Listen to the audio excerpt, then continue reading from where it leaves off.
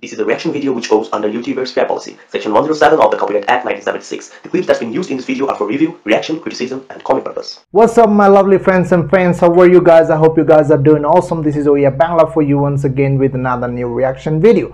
Guys, the video we are going to react on today, it was really suggested by so many of you guys from the day one that I have started reacting on Cambodian videos. This video is called Rise and Fall of the Khmer Empire, History of Cambodia Summarized. So we are going to react on this video. We are going to know about the history of Khmer or Cambodia, whatever you say. We are going to know the history behind this country. So let's watch this video. Before that, if you haven't subscribed our channel yet, please hit the subscribe button. Let us know in which video do you want us to react on in the next reaction video. And if you're from Cambodia, share this video everywhere so that people can know about the history of Cambodia. So let's check this video out.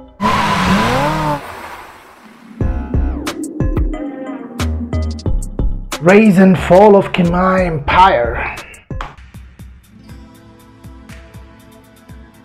So this is the territory where Cambodia is situated. The fabulously wealthy and powerful Khmer Empire, also known as the Angkor Empire, was based out of the territory which is now modern-day Cambodia. The Khmer, correctly pronounced Khmer, or Khmer in English, are an ancient people whose culture became heavily Indianized in the region's prehistory. The land they inhabited lay at the midpoint of the maritime trade route between India and China. Over the centuries of contact with Indian merchants, both Hinduism and Buddhism became widespread throughout the whole of Southeast Asia and largely, but not completely, replaced the earlier shamanistic practices there. While Hinduism became the dominant religion of mainland Southeast Asia's ruling class, Buddhism generally became more popular with the common people. Additionally, Indian culture and language combined with the Khmer society, which developed into a unique cultural amalgamation. The first major state in the region was Funan, which was likely a loose confederation of city-states. Very little is known about the Funan, other than a few surviving inscriptions and a handful of mentions in Chinese records. According to the Chinese, one of the Funan's vassals was Chenla, a Khmer state. They overthrew the Funan and established themselves at the head of a new confederation of city-states. The Chenla Empire was prone to infighting and broke up into two competing factions the Chinese called the Land and the Water Chenla. Some modern scholars believe this is an overgeneralization, and that the Chenla broke down into many more smaller factions that all competed and warred on each other. Whatever the case may be, the disunity among the Chenla, particularly the Water Chenla, made them easy prey. Pirates from the south took advantage of the situation and poured into the Mekong Delta, raiding, looting, and seizing control of cities. The two thalassocratic imperial powers of the south, the Shailendra dynasty of Java and the Srivijaya of Sumatra, both sought to impose their control over the Chenla. During this same period, it is believed the Cham people of the central south coast of what is now Vietnam also raided and occupied former Chenla territory. It was during this chaotic time It's a huge that a story, minor bro. lord began uniting the squabbling Khmer principalities under his authority. This enabled him to drive out all of the foreign invaders. In the year 802, he was proclaimed a god king, after an ancient Hindu ceremony was performed. Jayavarman. Afterwards, all of the major and minor independent lords and chieftains fell in line and swore fealty to him. Although he was the first leader of the new 33 years. empire, he took the name Jayavarman II. Jayavarman I had ruled more than a century beforehand, and was the last ruler of the unified Chenla Empire. The name Jayavarman harkened back to a more prosperous and powerful time, and the revival of past glory. Jayavarman II moved the capital city to a more defensible location in the north, further away from the open flatlands of the Mekong Delta. Jayavarman's successors expanded the kingdom to the north and west. They defeated and vassalized the predominantly Mon kingdoms of Laval and Harapunchai after several campaigns. They also maintained hostile relations with the rapidly expanding Srivijayan Empire to their south. To combat the growing threat, the Khmer made an alliance with the Srivijayan's commercial competitor, the Chola dynasty of southern India. The Chola sent a massive fleet, which raided and plundered Srivijaya's major cities. After a peace treaty was negotiated, Srivijaya entered a long period of decline and infighting, which increased the Khmer Empire's commercial and political influence over the region. The Cham people of the Kingdom of Champa to the east were the empire's oldest foe, with whom they fought many wars, most of them being largely inconclusive. Usually Champa was victorious when they were invaded, and the Khmer were victorious when the Cham invaded them. There were a few exceptions when one side would plunder a major enemy city and carry off some loot, declaring victory afterwards, but little territory changed hands. In a rare example of the two cooperating, they collaborated with the Chinese Song Dynasty Empire to invade Viet. After the Viet defeated the Chinese, they changed their mind about the whole invasion thing and withdrew their forces. Their friendship was short-lived, and they soon resumed unsuccessfully invading each other. One of the remarkable aspects of the Khmer Empire is that from the early years of its formation as an empire, it was constantly plagued by palace intrigues, civil wars, and internal rebellions, many of them successful.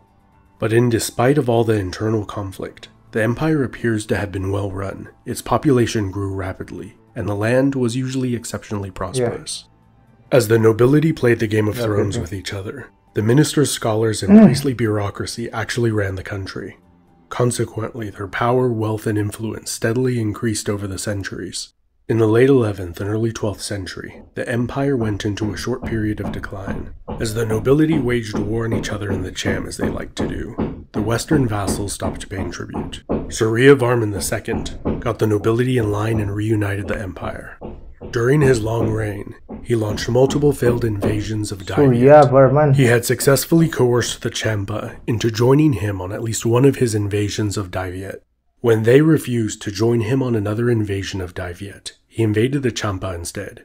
And unlike the numerous invasions of his predecessors, this invasion was successful. He killed the Cham king, sacked the capital city, put his brother-in-law on the throne of Champa, and returned home to celebrate. The Cham immediately rebelled and executed his brother-in-law. He invaded Champa again, in a disastrous campaign where it is believed he died. Srivijaya II probably wanted to be remembered as the man who destroyed the Champa, but instead, he is known as the man who built Angkor Wat, the largest religious structure in the world, dedicated to the Hindu god Vishnu, throughout the history of the empire. The plain of Angkor hosted no fewer than 7 grand capital cities, each with a massive temple at the center.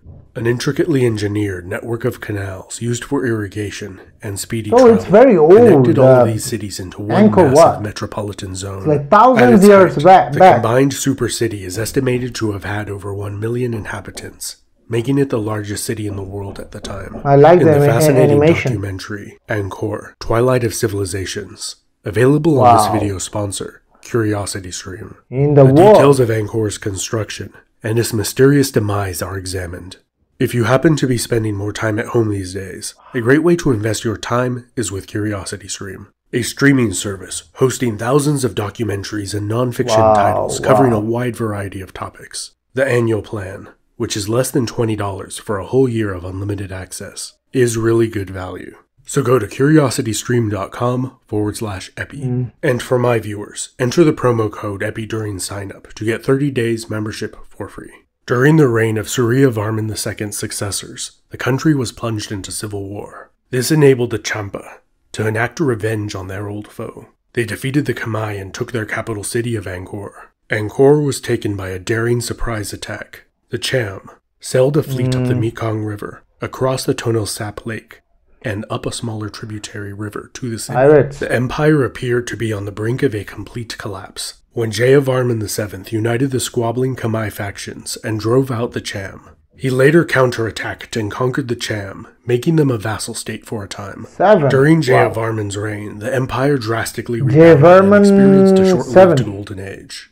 His massive building program did not only include the typical temples and palaces, but over 100 hospitals were also built for the common people. Even though Jayavarman VII was a Buddhist, who widely promoted the religion throughout the empire, the Hindu priestly bureaucracy continued to increase their power, receiving lavish gifts from the nobility. The Champa regained their independence shortly after Jayavarman's reign.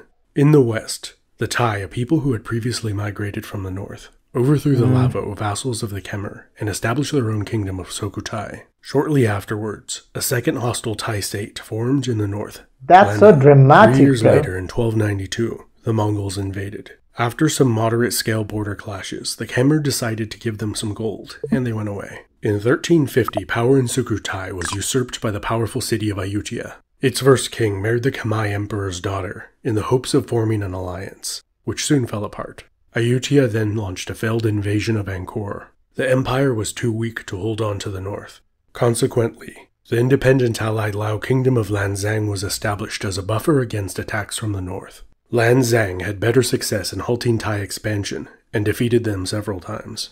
During the last century of the Angkor Empire's existence, building projects ceased, and there are no surviving historical records. Divided a lot, man. The last two written mentions of their kingdom was in 1393. The Thai of Ayutthaya launched a successful campaign against the Khmer, and again in 1431. Sometime shortly afterwards, the city was abandoned and reclaimed by the jungle. Up until recently, it was thought that the Thai campaign of 1431 sacked the city, causing its abandonment. Archaeologists at the site have determined that there is no conclusive evidence of such an event having taken place. Increasingly, environmental factors such as widespread deforestation, soil erosion, and particularly severe monsoon seasons are believed to have likely played an influential if not dominant role in the abandonment of the city. The last Khmer emperor was also the first king of Cambodia. He led a demoralized band of refugees from a once mighty capital city to begin building a new capital city, only to have it destroyed by floods 3 years after its construction began. Envoys were sent to the Chinese Ming Emperor requesting aid, but none was received.